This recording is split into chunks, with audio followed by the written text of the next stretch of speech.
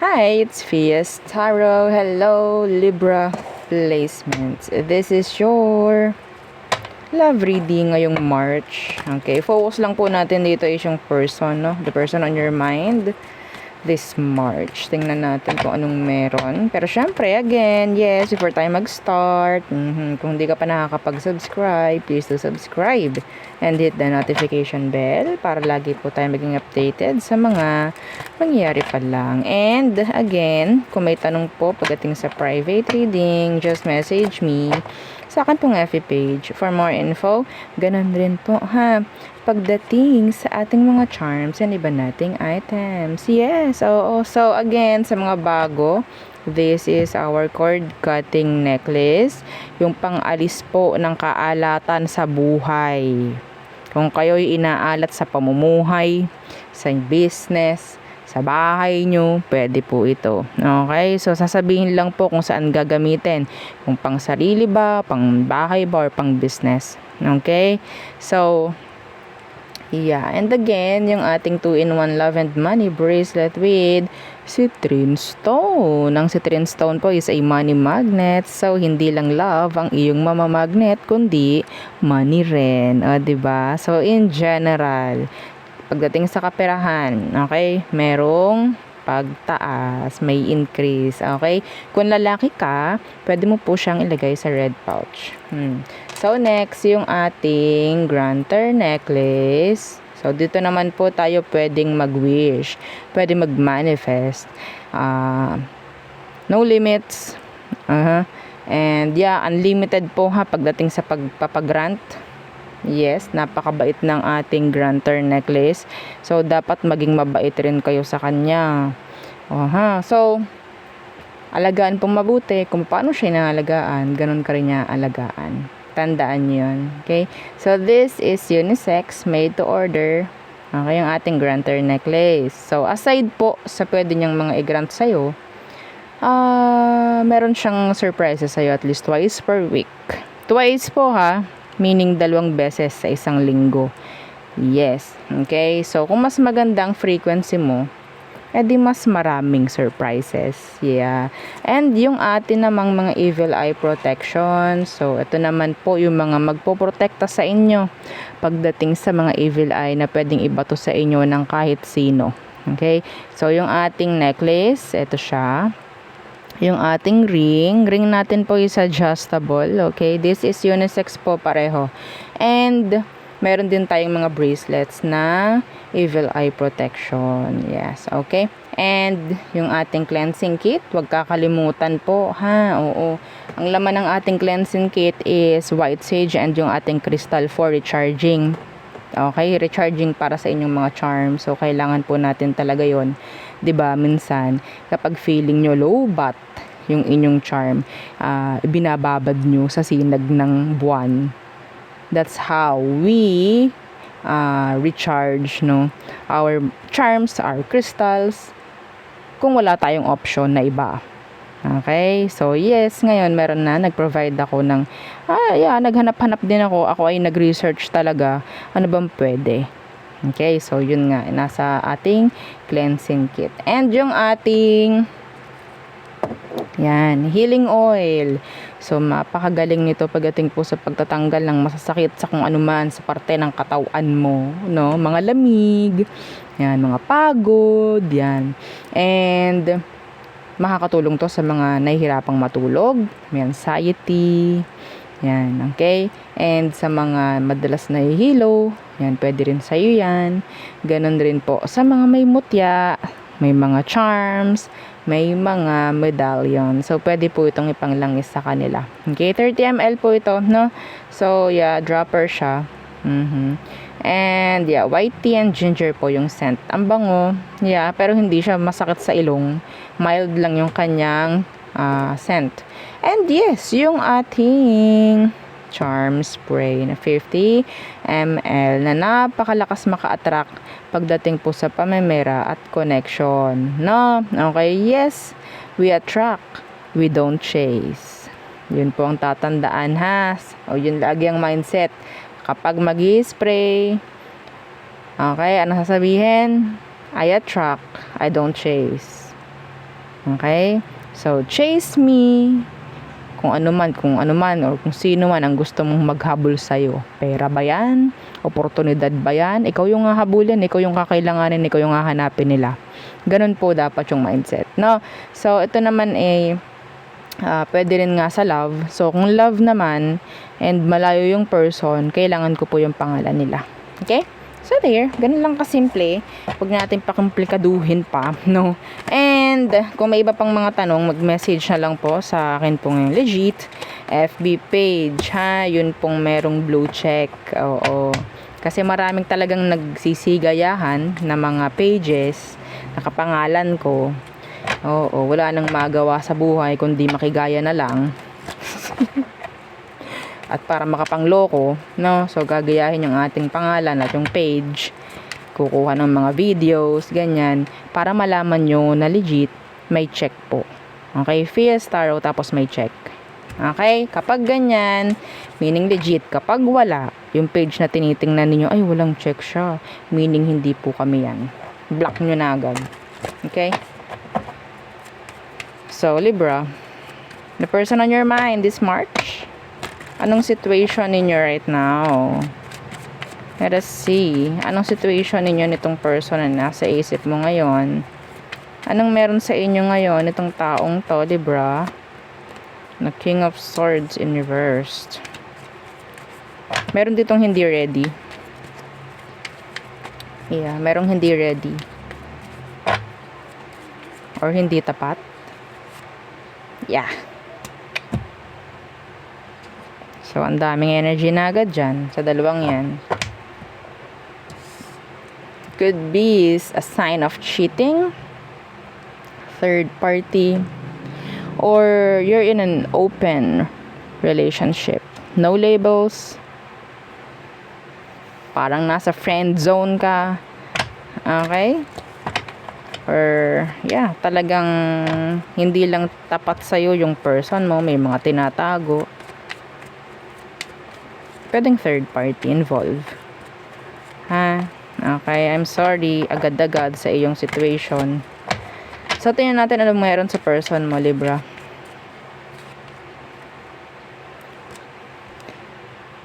Number 1 na kailangan mong maintindihan sa sitwasyon or sa person mo. Yung person mo is isa sa blockage mo. Isa sa nagpapabigat ng sitwasyon mo. Naintindihan? Blockage ang dala sa'yo nung taong yan. Pabigat. They are burden.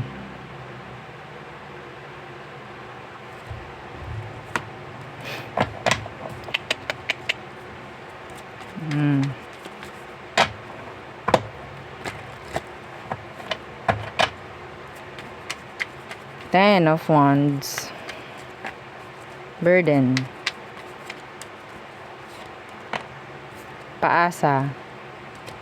Seven of Wands. The Seven of Pentacles. Nagpapabigat, nagpapabagal sa progress mo itong taong to. Paasa, pabigat. Nag-expect ka. Let's see. Ano ba talagang emosyon? Gusto mo pa bang malaman talaga ang emosyon ng taong to? Yan na nga eh. Niloka na nga eh. Emosyon daw, deep down. Ayoko yung yung pinapakita lang sa'yo. Ayoko yung parang may pagmamanipula. Ano yung totoo? Kailangang malaman ng mga Libra. Temperance. The Wheel of Fortune. Siya ang nakakaramdam ng swerte every time nakakonect ka niya. Ikaw ang umiintindi, ikaw ang bumabalanse, ikaw ang tumatanggap sa lahat ng kahinaan niya. Libra, sabi nga, kapag nagtampo ka sa isang Libra, para kang nagtampo sa bigas. Sige, magtampo ka, magalit ka sa isang Libra. Hindi naman sa lahat, no? Hindi naman sa nilalahat ko na okay ang mga Libra. May tendency actually ang mga Libra, I'm sorry Libras, may tendency talaga na maging indecisive sila. Like, hindi sila gano'n na makapili, makadesisyon. Yeah.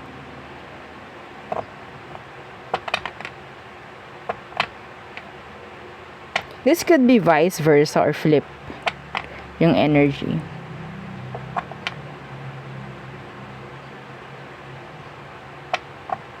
Pwedeng si Libra ang gumagawa nito sa'yo.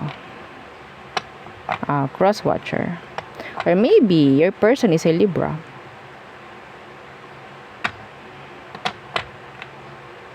Okay? So, ano ba ang next action niya towards you?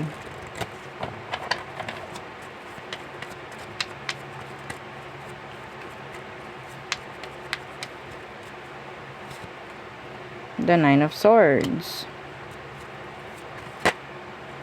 And the Devil. Takot talaga itong taong tong mawala ka. Pero, yun nga, gawa pa rin siya ng gawa ng kung ano man. Okay? Na inaayawan mo. Hindi niya alam kung paano alisin yung mga ayaw mo sa kanya. Hindi niya alam yun.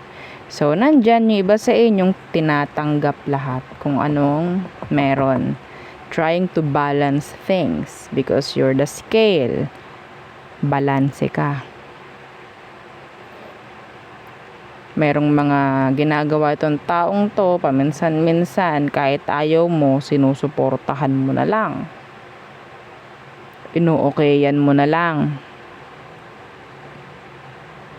Ina-accept mo na lang. Kahit ayaw mo.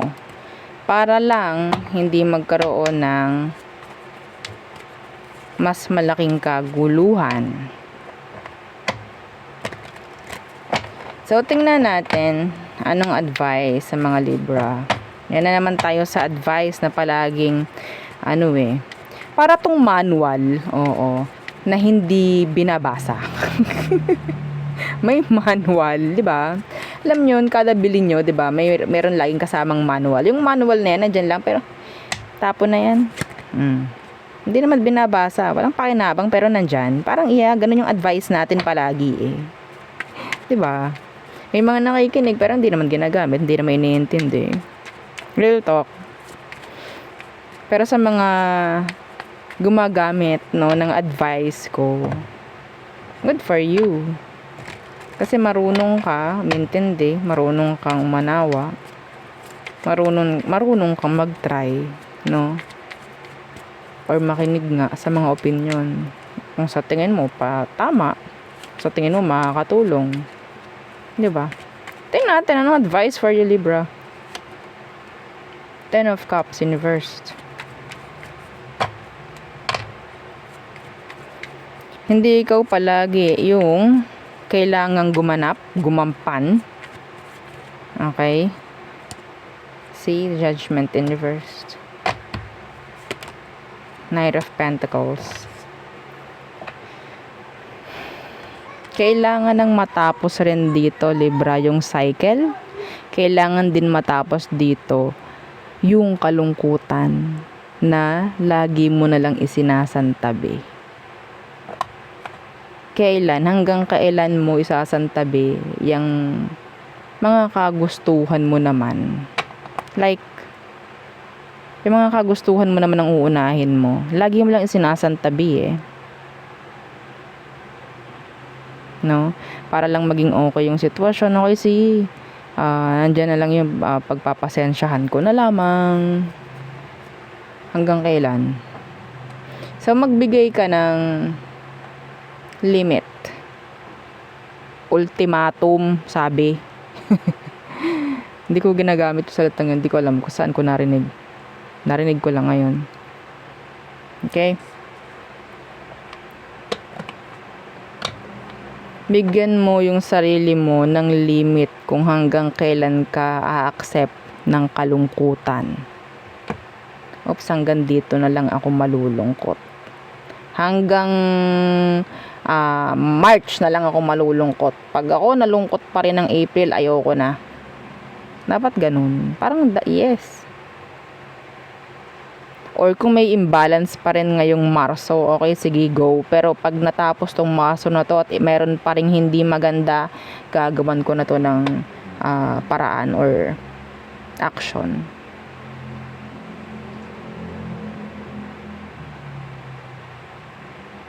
Okay, so lahat naman is nasa inyo ang magiging action.